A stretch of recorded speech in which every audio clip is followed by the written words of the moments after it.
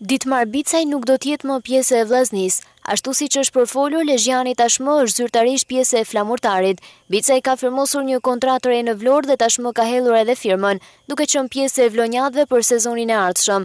Bicaj qëndroi për një sezon tek Vllaznia duke luajtur në qendër të mbrojtjes. Lezhjani pati disa luhatje në ndeshjet e luajtura, ashtu si edhe një pjesë tjetër e lojtarëve të Vllaznisë. Në këtë mënyrë duket se si drejtuesit e Vllaznisë ashtu edhe vet Bicaj nuk e kanë parë më të arsyeshme që të ulen në bisedime apo të mendojnë për një kontratë të re. Lezhjani ka zgjedhur që të firmos për flamurtarin, duke i dhënë lamtomirën Vllaznisë.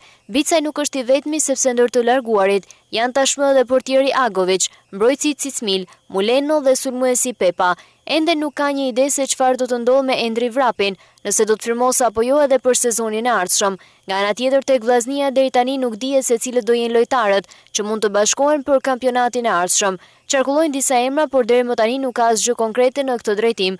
Duhen pritur ditët në vazhdim për të parë se cilët do jenë lëvizjet e Vllaznisë në merkato, nëse do të ketë lojtarë të tjerë që mund të largohen dhe se kush do të jetë nga ata që do jenë pjesë e kuqebluve. Merkatoja e vitit të kaluar nuk ka rezultuar shumë eficiente. Për Vllaznin ndaj kësaj rradhe mendohet që të mos bëhen të njëjtat gabime.